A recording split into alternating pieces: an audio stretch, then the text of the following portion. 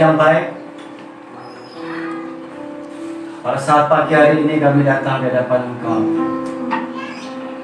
di tengah-tengah bangsa Indonesia menghadapi virus COVID-19, di tengah-tengah banyaknya pengangguran karena PHK, dan banyaknya perusahaan-perusahaan yang turut dikasih. Kami masih ada kesempatan untuk beribadah kepada Engkau. Kami masih ada kesempatan untuk hidup bersama dengan Engkau. Kami tahu Tuhan betapa eratnya di tengah-tengah krisis dengan COVID-19 ini. Tapi kami tahu juga bahwa ada kekuatan yang luar biasa, kekuatan yang tak terbatas yang kami miliki. Dan dalam kekuatan itu, kami memiliki kuasa untuk hidup, tahan, dan beriman di tengah ini. Oleh sebab itu, urapi hamba-Mu, berkati hamba-Mu dan menyampaikan kepada Tuhan. Pengurapan Engkau hadir untuk kami. Semua yang mendengarkan, ada di rumah mereka juga diberkati, dan hamba juga diberkati. Dalam nama Tuhan Yesus. 6 ayat 10 sampai ayat 20.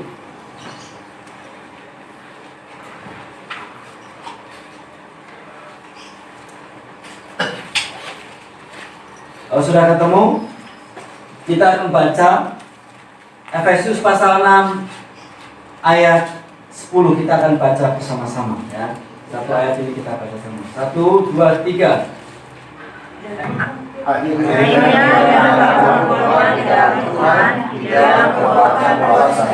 Amin.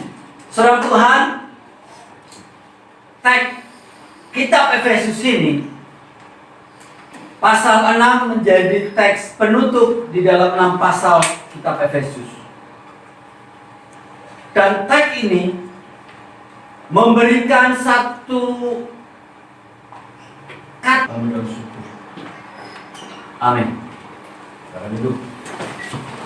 Selamat pagi Bapak Ibu Saudara Tuhan yang ada di tempat ini maupun yang sedang menonton secara online. Kita akan buka Alkitab kita, Efesus pasal. Kata puncak atau kata kunci dikatakan, yaitu dikatakan akhirnya hendaklah kamu kuat di dalam Tuhan, di dalam kekuatan kuasa.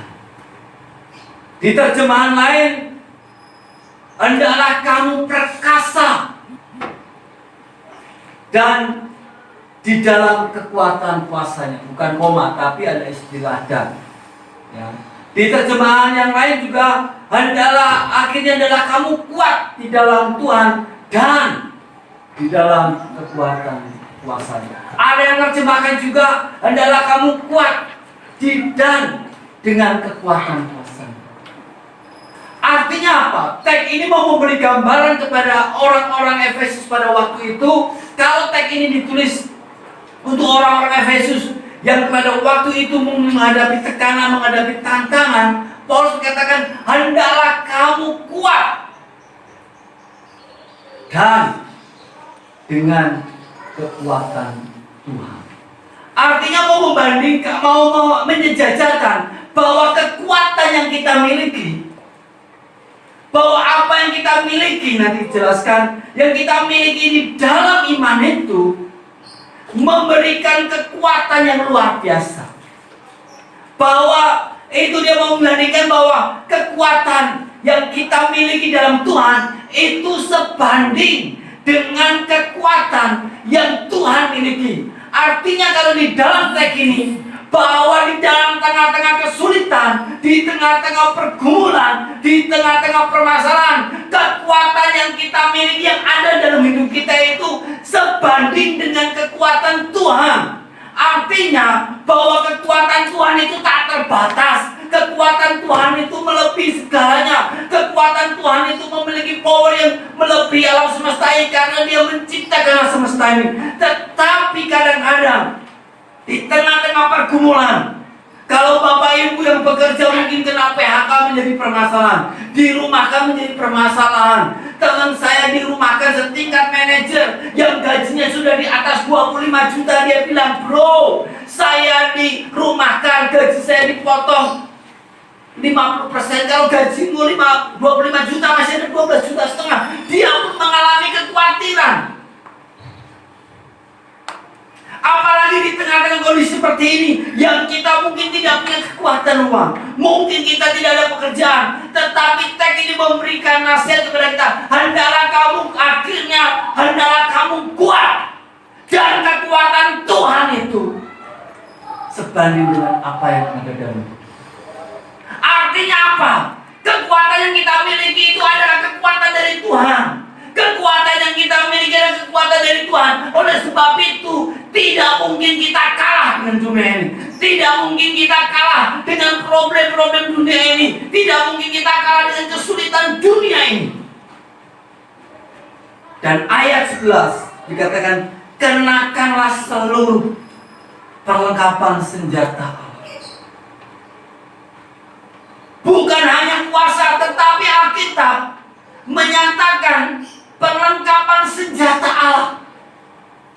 Artinya waktu kita hidup di dalam dunia ini, dengan menghadapi problem, ada kekuatan, tetapi juga ada senjata Allah. Bahkan Alkitab pasal 13 ayat 13 katakan, ambillah seluruh perlengkapan senjata Allah, supaya kamu dengan dapat mengadakan perlawanan pada hari yang jahat ini. Mungkin hari ini menjadi hari yang jahat bagi kita yang di PHK. Mungkin hari ini orang katakan sudah mendekati akhir zaman. Orang berkata ini sudah mendekati dunia, sudah di ujung penghabisan. Ada orang mengatakan ini sebentar lagi dunia ini akan terkoneksi dengan banyak internet. Oleh sebab itu nanti orang akan dikontrol dan nanti Kristus akan datang. Nanti orang sudah dikatakan ini harus pasang chip. Saya nonton video orang sudah dipasang chip di beberapa negara. Dan orang mengatakan ini mungkin akhir zaman. Tetapi sebelum akhir zaman, bahwa akhir zaman tiba besok, mau akhir zaman tiba 10 tahun yang akan datang, mau akhir zamannya 20 tahun yang akan datang, yang penting kita harus kuat dalam Tuhan. Dan kekuatan Tuhan yang kita miliki itu, Tuhan lengkapi dengan senjata. Pasal ayat 13, ambillah seluruh perlengkapan senjata Allah, supaya kamu dapat mengadakan perlawanan kepada hari yang jahat dan tetap. Senjata yang Tuhan berikan kepada kita, kekuatan yang Tuhan berikan kepada kita itu katakan supaya kita tetap berdiri pada hari yang jahat. Kalau teks ini ditulis mendekati Paulus ada di dalam penjara dan mendekati akhir hidupnya Paulus. Kalau dalam teks ini mungkin hari yang jahat, mungkin penganiayaan. Hari yang jahat dalam teks pada waktu itu mungkin kesulitan pemerintahan Romawi pada waktu itu. Hari yang jahat pada waktu teks ini mungkin adalah kelompok-kelompok Yahudi yang ingin melawan orang-orang yang sudah percaya kepada Tuhan. Tapi buat kita saat ini,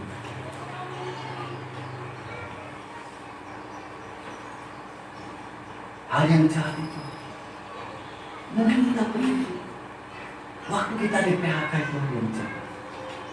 Waktu kita tidak ada pekerjaan mungkin itu hari. Waktu kita di lockdown tidak ada uang itu mungkin hari ini. Apapun saudara menerjemahkan pada hari yang jahat, tidak menjadi masalah. Kenapa? Karena di dunia ini memang ada dua kekuatan, yaitu kekuatan Tuhan dan ada kekuatan setan. Kekuatan setan ingin menghancurkan. Kekuatan setan ingin membuat hidup kita tidak baik. Kekuatan setan ingin membuat hidup kita memang betul-betul hancur, tidak mempercayai Tuhan. Tetapi di sisi lain ada kekuatan Tuhan yang dapat membangun hidup kita, yang dapat membuat kita tegar,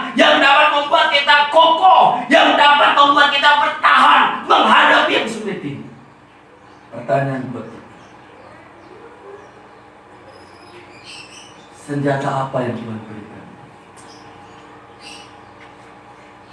Sampai Tuhan katakan, kekuatan itu mampu mengalahkan yang jahat. Senjata apa untuk kita bisa menjadi kuat? Senjata apa untuk kita menjadi kuat? Bahkan kalau kita baca selanjutnya, dikatakan karena perjuangan kita bukanlah melawan darah dan daging, tetapi melawan pemerintah-pemerintah, melawan penguasa-penguasa, melawan penghulu-penghulu dunia yang gelap, melawan roh-roh jahat di udara. Perjuangan kita bukan melawan orang-orang kita lihat, bukan lagi melawan waktu kita di PHK, tetapi teks ini berkatakan melawan orang-orang atau melawan penguasa-penguasa yang ada di udara. Artinya apa?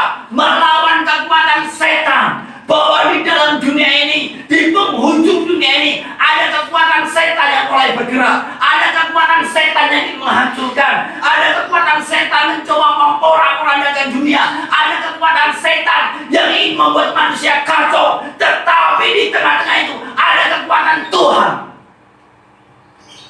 yang membuat kita bisa menjadi tegar. Dan kita dilengkapi dengan senjata itu. Apa senjata itu? Lihat ayat 16, kita baca bersama-sama. 16 sudah ketemu, kita baca 1, 2, 3. Dalam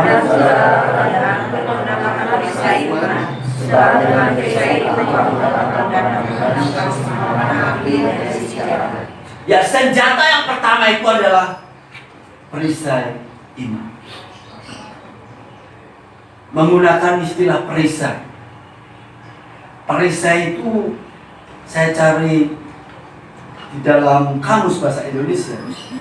Perisai itu sebagai tempat pertahanan, dan dia biasanya untuk pertahanan di sekitar dada ini sampai ke bawah. Dan perisai itu digunakan dalam situasi-situasi yang genting.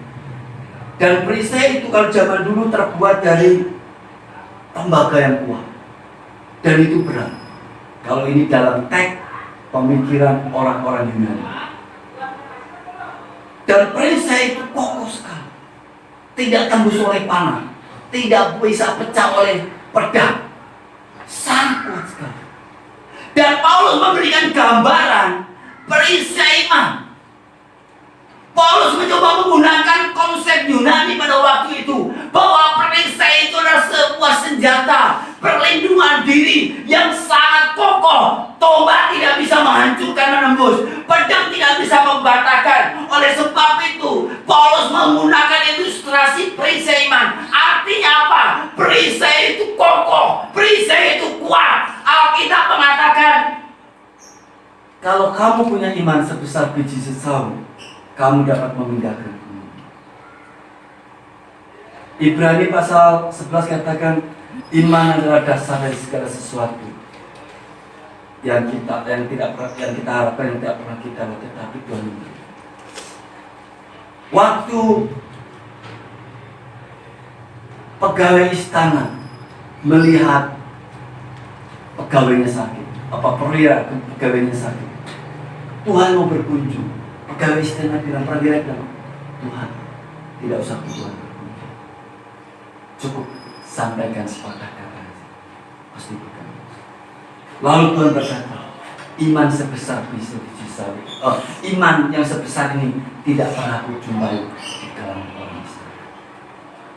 Artinya apa? Bahwa iman itu begitu kokoh, iman itu begitu kuat, tidak dihancurkan, tidak bisa dihancurkan, tetapi justru iman itu bisa membuat kita menjadi hidup, bisa membuat kita melihat perkara-perkara besar. Iman itu bisa membuat kita mampu menghadapi problem-problem yang sulit. Iman itu hidup, supaya di dalam kehidupan kita ini melihat mujizat peristiwa-peristiwa Tuhan nyatakan dalam hidup kita. Permasalahannya gini, saudara.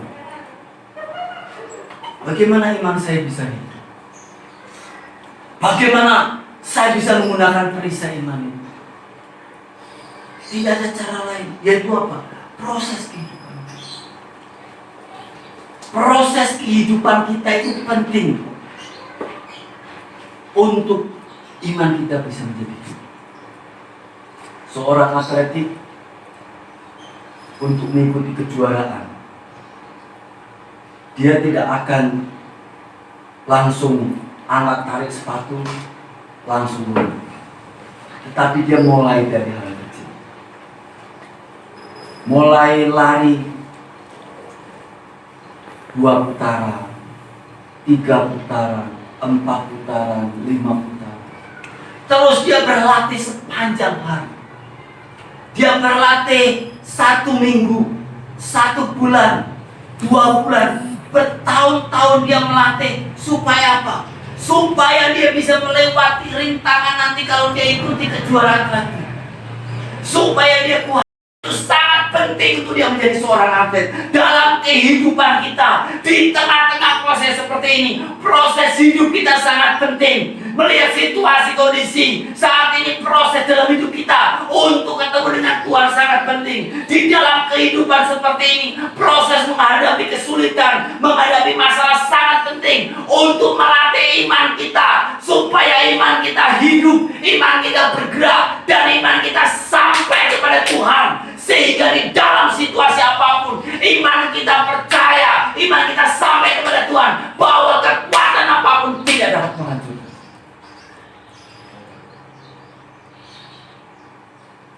Pak, saya ini sudah 10 tahun ke gereja. Saya sudah 20 tahun ke gereja. Saya sudah 30 tahun ke gereja. Tetapi iman saya enggak hidup. Iman saya tidak bertumbuh. Iman saya bahkan masalahnya bukan 20 tahun kamu ke gereja, bukan 30 tahun, bukan 40 tahun. Tetapi masalahnya, apakah di dalam proses hidupmu kamu berada menghadapi tantangan bersama dengan Tuhan? Apakah di dalam kesulitan hidupmu kamu menghindar? Apakah di dalam kesulitan hidupmu kamu mencari Tuhan? Apakah di dalam kesulitan hidupmu kamu mencari pertolongan orang lain? Apakah di setiap dalam pergumulan hidupmu kamu melekatkan diri kepada Tuhan atau menghindar kepada Tuhan?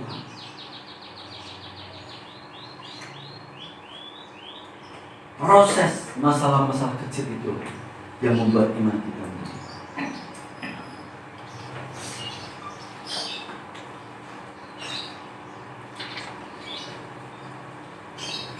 Katakan, dengan perisai itu kamu akan dapat memadamkan panah api dari sejak.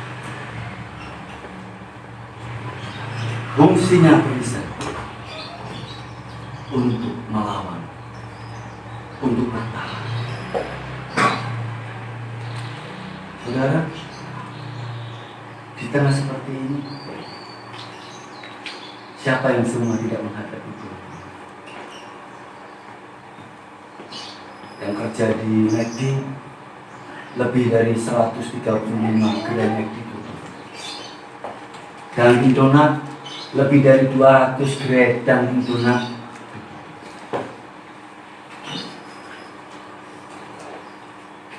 Karyawan Jogja di Cirebon 200 lebih di PHK.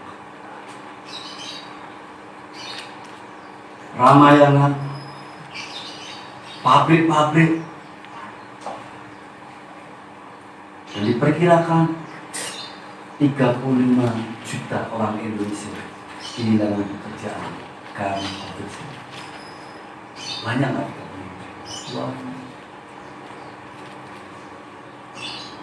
35 juta. Semuanya menghadapi problem, semuanya menghadapi.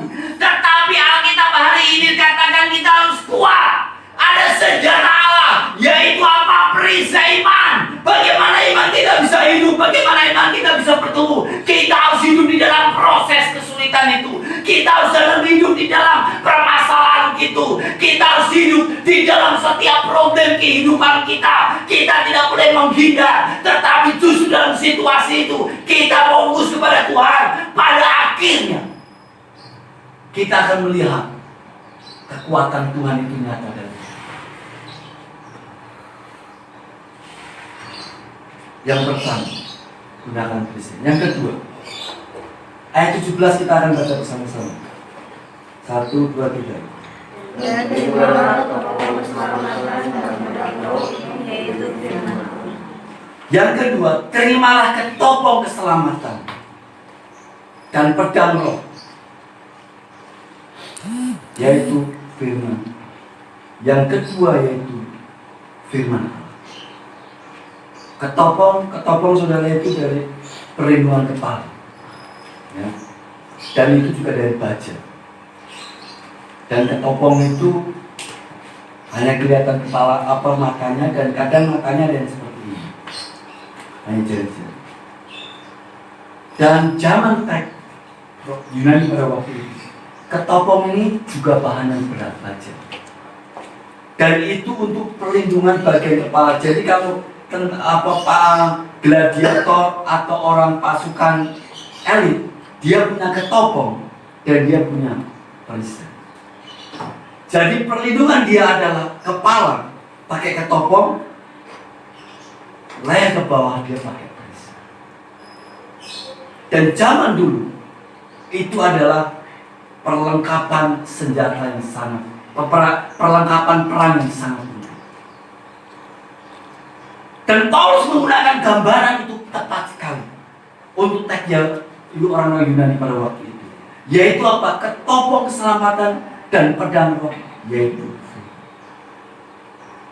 Paulus menafsirkan, Paulus memberikan penjelasan penafsiran dia bahwa ketopong dan pedang roh itu adalah firman Allah. Artinya firman Allah itu memiliki kekuatan, firman Allah itu memiliki kuasa. Roma pasal 1, firman Allah itu sanggup menyelamatkan pertama-tama orang Yahudi, Yunani, dan semua. Alkitab mengatakan firman Allah itu sanggup memisahkan roh dan sumber najis. Alkitab mengatakan firman Allah itu adalah pelita bagi kaki terang. Artinya Paulus mencoba memberikan penjelasan bahwa ketopong dan pedang roh, yaitu firman itu, menjadi tempat perlindungan yang penting, menjadi tempat perlindungan yang luar biasa untuk kita melawan semua tipu muslihat iblis, untuk kita melawan api dari si jahat itu. Karena dengan firman Tuhan itu kita bisa menjadi Adam jatuh dalam Hawa karena dibalikkan firman. Wah, dan firman Tuhan berkata bahwa semua makanan ini boleh kami makan. Dibalikkan.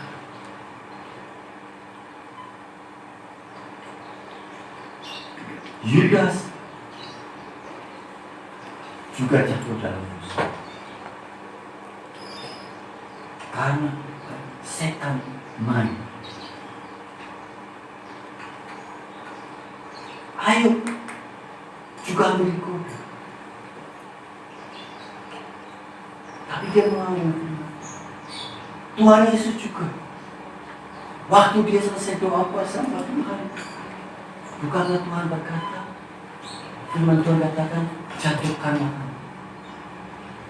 Iblis melawan dengan firman, tapi dibalik. Iblis berkata, kata firman Tuhan, kamu nanti akan dilindungi, jatuhkan. Oh. Setan bilang, kalau kamu jadikan makananku bukan dari roti, tetapi dari firman. Gambaran ini mau Paulus sampaikan bahwa firman Allah itu memiliki kekuatan luar biasa. Di tengah-tengah pergumulan kita, mungkin kita mendengarkan berita yang tidak baik. Kita nonton, tiap hari nonton di TV sampai ada orang membanting TV-nya karena tiap hari nonton beritanya ya corona. Waktu kita buka WA kita, beritanya ya corona. Waktu kita menonton di berita-beritanya corona. Waktu kita kemana, semua orang membicarakan tentang corona. Sehingga berita tentang corona membuat kita menjadi down, membuat kita menjadi takut, membuat kita menjadi khawatir. Tetapi waktu kita membicarakan firman Tuhan, waktu kita membicarakan kebenaran firman Tuhan, maka situasi apapun tidak dapat menghancurkan hidup kita. Karena firman Tuhan itu adalah kekuatan. Firman Tuhan itu memberikan kuasa. Firman Tuhan itu yang dapat menegakkan hati kita.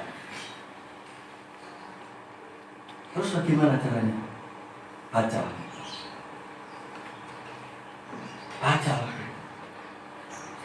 Tidak ada cara lain. Di tengah-tengah situasi corona ini, orang membuat meme-meme lucu, jarang laku. Kenapa? Karena orang sudah stres. Orang membuat meme-meme yang lucu-lucu. Sudah bosan juga. Saya lihat bapak-bapak kalau dia lucu, sudah bosan. Kenapa? Karena dia tidak bisa senyum. Karena dia mikir, kapan saya diberhentikan? Kapan saya kena? Ya. Dia sudah mikir kapan saya kena. Sehingga situasinya bukan situasi meme-meme lucu itu membuat dia tertawa, tidak. Situasinya adalah situasi tegang. Benar. Guru, nanti kalau sekolah online terus gajinya dipotong. Murid nggak masuk, pendapatan tidak. Apalagi ini pemerintah lagi berdebat. Kapan ajaran baru dimulai? Juli atau Januari? Ada berkata, biar aja Juli aja. Karena kita tidak tahu situasinya. Nanti kalau kita buka Januari ternyata situasinya malah menjadi parah lagi. Lebih baik putuskan saja pembelajaran online bulan Juli. Tidak mulai ajaran baru bulan Juli. Tapi juga jadi masalah. Kenapa? Karena tidak siap. Kalau gitu bagaimana guru gajinya bagaimana? Di sekolah swasta, maaf aja guru gajinya dipotong. Sudah terjadi. Baca itu. Gaji guru swasta siap-siap dipotong. Kenapa? Karena muridnya juga orang tuanya kena. Sehingga situasi ini membuat kita menjadi khawatir, membuat kita menjadi gelisah, membuat kita hati kita menjadi tidak tenang. Ada yang lucu kita tidak bisa tertawa, ada yang menarik kita tidak bisa tersenyum, karena hidup kita dihantui dengan ketakutan. Tetapi waktu kita membaca Alkitab, waktu kita membaca firman Tuhan, maka sumber kekuatan yang luar biasa, maka sumber kekuatan yang sangat besar itu sanggup menegakkan hati kita. Di tengah-tengah situasi saat ini, kita mempunyai keyakinan dengan firman Tuhan bahwa Tuhan sanggup memelihara. Wah, enak Pak ya? Nah enak, namanya pengkhotbah enak ngomong. Tapi kan saudara tidak tahu, pengkhotbah juga punya pergumulan cemacem juga tahu. Walaupun bisa khotbah, tapi juga mikir.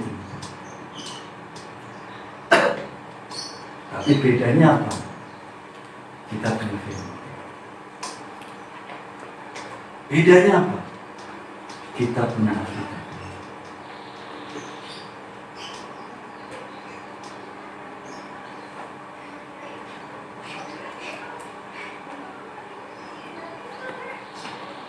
Ada satu film cuma tidak boleh diputar di Indonesia. mengisahkan orang namanya Wiji Tukul. Saudara mungkin tidak pernah dengar namanya Wiji Tukul. Dia seorang pengamen jalan Solo, Jogja Solo. Suaranya cedak, ya, tidak jelas. Tetapi saat dia mengamen, pasti dia membacakan puisi. Dan puisinya itu zaman itu adalah kritik terhadap pemerintah.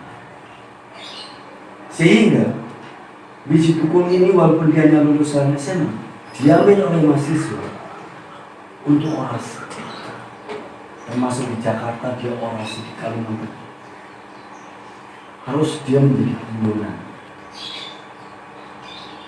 Dalam satu puisinya dia sering pemerintah yang punya senjata, punya tank, punya M16, tapi tak dengan kata-kata. Karena kata-kata itu punya kekuatan. Karena kata-kata itu adalah senjata yang luar biasa. Karena kata-kata itu sanggup menggerakkan orang-orang. Karena kata-kata itu sanggup membuat orang yang tidak punya pengharapan, emosi dibakar untuk melawan. Akhirnya Wiji Tukul ini nggak tahu mati. Tapi filmnya ada tidak berikut di Indonesia.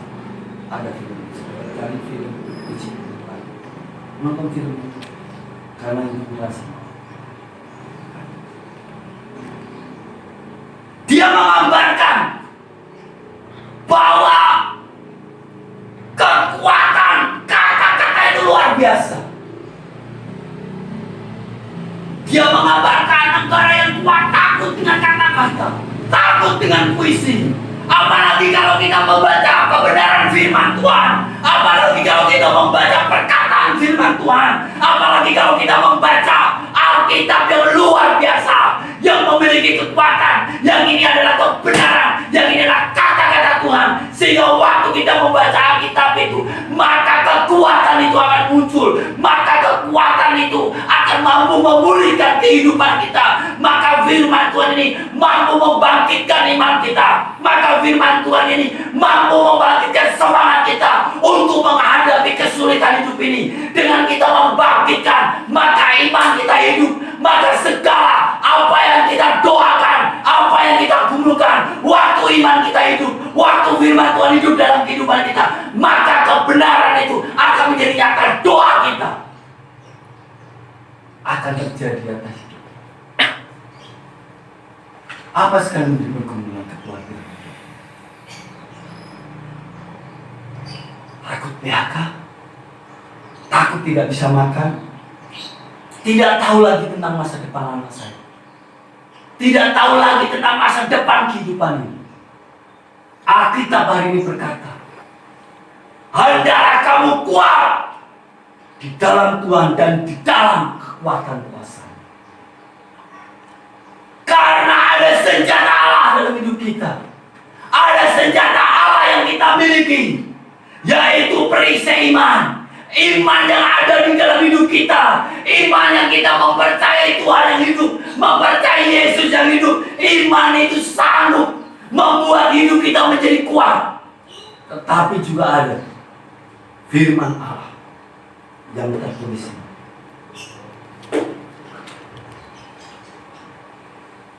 yang mampu menegakkan hati kita, menegakkan iman kita, menegakkan iman kita menghadapi pergumulan-pergumulan. Mungkin Bapak Ibu Saudara khawatir dengan itu. Semua orang ada kekuatan, tapi kekuatan Tuhan mampu mengatasi problem ini. Kekuatan Tuhan mampu menghadapi masalah ini. Kekuatan Tuhan mampu mengalahkan kekuatan setan yang bekerja dalam dunia. Oleh sebab itu, Gunakanlah kisah ini. Berdoalah, jangan kendor. Hadapilah masalah itu, maka imanmu akan. Yang kedua, rajinlah membaca Alkitab. Jangan putus asa. Senyumlah, karena dunia ini memang sedang sedih, tapi kita senyum. Bergembiralah, karena dunia memang sedih. Karena dengan bergembira kita bisa hidup dalam kegembiraan. Oleh sebab itu pagi hari ini gunakanlah senjata Allah, yaitu iman yang firman. Amin. Terima kasih Tuhan atas kebenaran firman-Mu, membuat kami hidup, membuat kami berkati kami semua oleh karena firman, oleh karena iman dalam nama Tuhan Yesus. Amin.